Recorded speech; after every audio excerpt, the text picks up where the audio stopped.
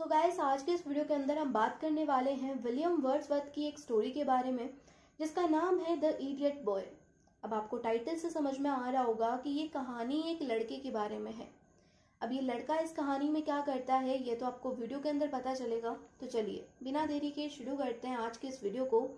तो कहानी की शुरुआत होती है बिटी फॉय नाम की एक लेडी से।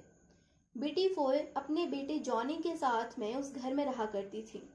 जॉनी एक डिसेबल चाइल्ड था, यानी कि वो बाकी बच्चों से थोड़ा सा अलग था, या फिर यूं कहूँ बाकी बच्चों से थोड़ा ज़्यादा स्पेशल। जॉनी चल फिर नहीं सकता था, साथ ही उसका दिमाग इतना ज़्यादा शार्प नहीं था जितना कि उसकी उम्र के बच्चों का होता है। बेटी और जॉनी उस घर में अकेले रहा करते थे। उनकी एक नेबर थी जिसका नाम था सुजैन गैलन। अब एक बार क्या होता है, रात का वक्त था, सुजैन की तबीयत एकदम से खराब हो जाती है। उसको जल्द से जल्द इलाज की जरूरत थी। डॉक्टर का घर उनके घर से बहुत दूर था। तो बेटी जब अपनी नेबर की ये हालत देखती है तो वो बहुत परेशान होती है। उसके दिमाग में चल रहा था कि डॉक्टर को कौन लेकर के आए, क्योंकि अगर बेटी जो है डॉक्टर को लेने जाती है तो उनके घर का ख्याल कौन रखेगा, उनके बच्चे का ख्याल कौन रखेगा। और अगर वो जॉनी को भेजती है तो क्या पता जॉनी वहां तक पहुंच भी पाए या नहीं, क्योंकि जॉनी एक डिसेबल बच्चा है, उसका दिमाग इतना ज़्यादा अच्छा नहीं है कि उसे अकेला भेजा जाए। लेकिन जब वो अपनी नेबर की ये हालत देखती है तो वो परेशान होती है। अंत में वो डिसाइड करती है कि वो जॉनी को भेजेगी। वो जॉनी को तैयार करती है और उसे पोनी पे बिठाती है। पोनी का मतलब होता है घोड़े का बच्चा।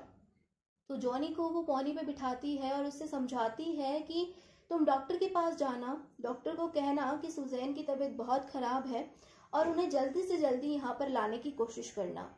जॉनी शायद कुछ ना कुछ समझ रहा था, वो चला जाता है। जॉनी रात के 8 बजे अपने घर से निकला था। जॉनी का वेट करते करते 1 घंटा बीत जाता है। धीरे धीरे 2 घंटे हो जाते हैं, फिर 3 घंटे हो जाते हैं। ऐसे करते करते 5-6 घंटे हो जाते हैं, लेकिन ना तो जॉनी आया और ना ही डॉक्टर। बेटी बहुत ज़्यादा परेशान हो जाती है। वो सोचती है ना जाने जॉनी कहाँ पर होगा, किस हालत में होगा। वो उसे ढूंढने के लिए निकल पड़ती है। वो दर दर घूमती है, फिरती है, लेकिन उसे जॉनी कहीं नहीं मिलता। बहुत ढूंढने के बाद में वो डॉक्टर के घर पहुंचती है। वो डॉक्टर को जगाती है, रात का वक्त था। तो डॉक्टर से वो पूछती है कि क्या आपने जॉनी को देखा है, ऐसे ऐसे सुजैन की तबीयत खराब थी तो मैंने जॉनी को आपको बुलाने के लिए भेजा था, क्या वो आपके पास आया है। डॉक्टर कहते हैं कि नहीं, मैंने जॉनी को नहीं देखा और ना ही वो मेरे पास आया है। बेटी ये बात सुनकर के बहुत ज़्यादा परेशान हो जाती है। वो जॉनी को ढूंढना शुरू करती है। वो बहुत ज़्यादा परेशान थी, वो समझ नहीं पा रही थी कि जॉनी को वो कहाँ ढूंढे। वो सोच रही थी न जाने जॉनी किस हालत में होगा, कहाँ पर होगा। लेकिन अंत में बेटी को जॉनी मिल ही जाता है। जॉनी एक वाटरफॉल के पास में खड़ा हुआ था। वो वाटरफॉल को बहुत ध्यान से देख रहा था।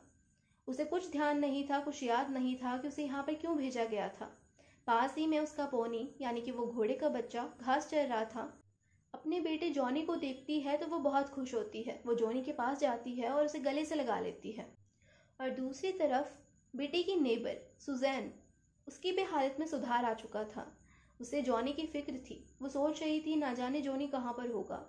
वो भी उसे ढूंढते ढूंढते उस वाटरफॉल के पास आ जाती है और वापस से ये तीनों मिल जाते हैं।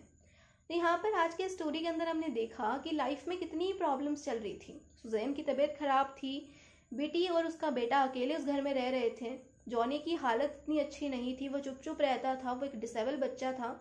लेकिन जब सुजैन की तबीयत खराब हुई, जॉनी वहां पर डॉक्टर को बुलाने गया, उसे रास्ते में वाटरफॉल मिला और उस वाटरफॉल की खूबसूरती में वो कहीं खो सा गया। तो यहाँ पर इस कहानी के अंदर हमने देखा कि सुजैन, जो कि जॉनी की एक नेबर थी, लेकिन उसे जॉनी की कितनी फिक्र थी। उसकी तबीयत भी ठीक हो गई जब उसे पता चला कि जॉनी कहीं गुम गया है। वो जॉनी को ढूंढने के लिए चली गई। और दूसरी तरफ जॉनी की मदर बेटी, जो कि अपनी नेबर की तबीयत को लेकर के इतनी परेशान थी कि उसने अपने डिसेबल बच्चे को डॉक्टर को बुलाने के लिए भेज दिया। और लकीली एंड में सब ठीक भी हो जाता है। तो यहाँ पर ये जो स्टोरी है ये कंप्लीट होती है। होप सो आपको ये वीडियो अच्छी लगी होगी। अगर आपको मेरा एक्सप्लेनेशन अच्छा लगा है तो प्लीज़ चैनल को सब्सक्राइब कर लीजिए, वीडियो को लाइक कर दीजिए और अपने फ्रेंड्स के साथ में इस वीडियो को ज़्यादा से ज़्यादा शेयर कर देना। अगर आपको ऐसी और वीडियोस देखनी है तो आप मेरे चैनल के ऊपर इंग्लिश लिटरेचर नाम से प्लेलिस्ट बनी हुई है, उसके अंदर आपको ऐसी और वीडियोस मिल जाएंगी। आप उनको चेकआउट कर सकते हैं। साथ ही अगर आपको अपने सिलेबस के अकॉर्डिंग कोई पोएम, कोई स्टोरी का एक्सप्लेनेशन मेरी आवाज़ में चाहिए तो आप मुझे कमेंट सेक्शन में कमेंट कर सकते हैं, मैं उसके ऊपर जरूर से वीडियो बनाऊंगी। तो चलिए मिलते हैं नेक्स्ट वीडियो में, तब तक के लिए bye bye, take care, keep watching.